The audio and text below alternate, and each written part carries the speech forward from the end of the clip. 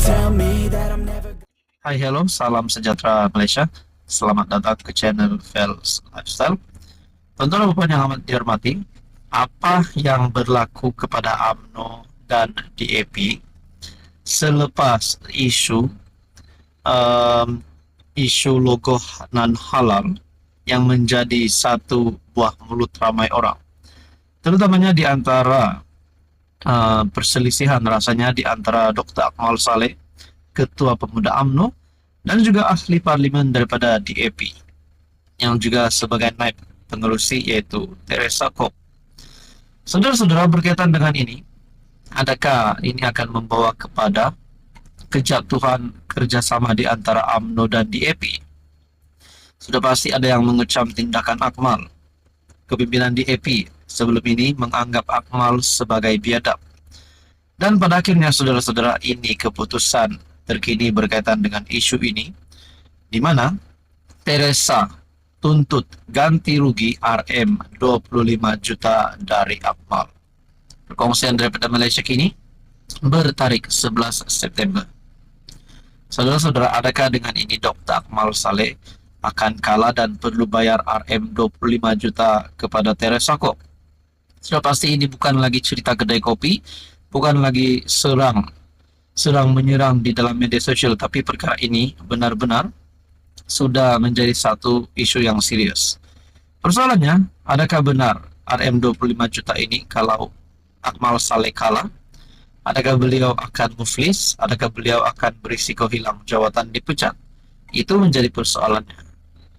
Ahli Parlimen DAP Teresa Kok mengeluarkan surat tuntutan LOD kepada Ketua Pemuda UMNO Dr. Akmal Saleh menuntut ganti rugi RM 25 juta.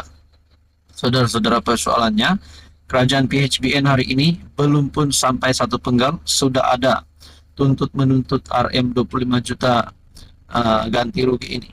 Adakah dengan ini kerajaan PHBN tidak akan bertahan sehingga PR ke-16? Itu pun menjadi persoalan netizen juga.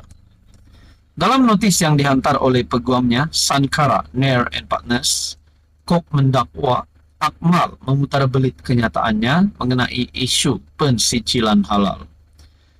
Kami menunggu jawapan Anda tanpa berlenga-lenga.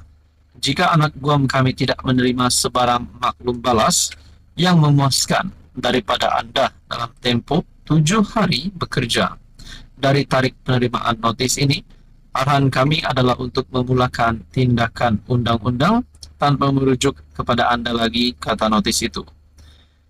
Semalam, ahli parlimen seputih itu disoal siasat polis kerana berkata, cadangan kerajaan mewajibkan pensijilan halal bagi restoran dan syarikat makanan yang tidak menghidangkan daging babi dan arak akan membebankan perniagaan dan boleh menjadikan Malaysia sebagai bahan ejekan. Sebagai jawapan, Akmal menilar Kok sebagai nyonya tua yang tidak sepatutnya mencampuri urusan Islam dan berkata dia akan meminta kerajaan menyediakan logo tidak halal untuk ditampal di dahi pemimpin DAP itu. Kok juga berkata dia tidak mempunyai peluang untuk membawa perkara itu melalui saluran dalaman seperti yang dicadangkan PM, kerana cadangan itu dibuat di forum terbuka melalui kenyataan Menteri Agama. Nah, saudara-saudara, tuan-tuan, yang menjadi persoalannya, kalau benar Akmal Saleh yang bersalah, adakah beliau berisiko untuk berhadapan dengan tindakan undang-undang? Apa komen Anda? Halo semua, salam sejahtera Malaysia. Selamat datang ke channel Fels Lifestyle.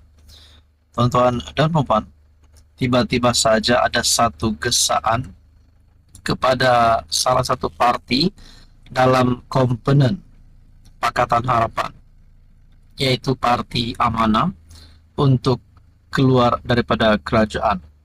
Makna kata, gabungan Pakatan Harapan bersama dengan DAP PKR Amanah ini akan bubar sekiranya Amanah keluar daripada PH. Kerana seperti yang kita tahu, PH di dalam parti bersama gabungan PH itu adalah DAP, PKR dan Amanah. Namun saudara-saudara, ada satu gesaan ataupun satu kenyataan yang bagi saya sebagai mengarahkan Amanah untuk keluar daripada kerajaan.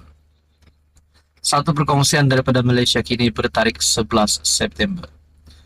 Jika saya Presiden Amanah, saya bertimbang keluar kerajaan. Saudara-saudara, kalau benar Parti Amanah akan keluar daripada kerajaan, bagaimana dengan menteri amanah yang dilantik ataupun yang diserap di dalam kabinet kerajaan? Adakah mereka akan dipecat kalau perkara ini benar berlaku? Dan adakah kerajaan perpaduan akan tumbang ataupun bubar?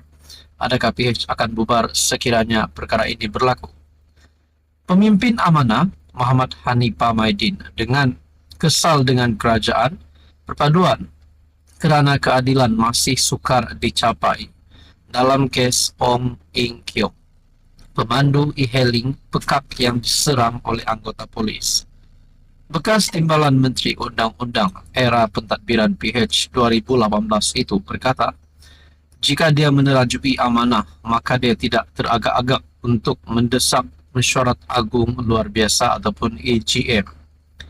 Jika saya Presiden Amanah yang saya tidak berminat dan tidak layak, saya akan mendesak AGM untuk mengundi sama ada untuk kekal atau keluar daripada kerajaan perpaduan selesai. Jika saya Pegawai Negara yang saya tidak berminat dan tidak layak, saya akan mendakwa pelaku jenayah yang didakwa tanpa takut atau pilih kasih, insya-Allah, katanya kepada Malaysia Kini. Hanifah berkata, dia tidak berpuas hati dengan penjelasan juru cakap kerajaan Fahmi Fadzil mengenai soalan sekiranya kabinet telah membincangkan kes ini dan memorandum yang dihantar kepada pejabat Perdana Menteri. Pada pandangan saya, ini kes yang paling mudah. Terdapat seorang pesalah yang didakwa, terdapat seorang mangsa yang disahkan, terdapat undang-undang yang jelas, terdapat seorang Perdana Menteri yang telah mengisytiharkan kepada seluruh dunia, kerajaan baru akan mempertahankan dan menegakkan kedaulatan undang-undang. Terdapat seorang pegawai negara yang diamanahkan untuk membawa pesalah yang didakwa ke mahkamah. Hanifah yang mengulas tuntutan dalam memorandum yang dihantar ke PMO tersebut berkata tidak perlu PM untuk menubuhkan Suruhanjaya Siasatan. Saudara-saudara, berkaitan dengan ini, kenyataan daripada pemimpin amanah Muhammad Hanifah, di mana beliau kesal dengan tindakan kerajaan berkaitan dengan kes Ong Eng Kiong, iaitu pemandu e-hailing yang pekak yang diserang oleh anggota polis. Persoalannya, saudara-saudara, adakah ini akan memberikan impak negatif kepada Parti Amanah ataupun kepada Muhammad Hanifah sendiri ataupun terhadap kerajaan perpaduan? Saudara yang dihormati, apa komen Anda?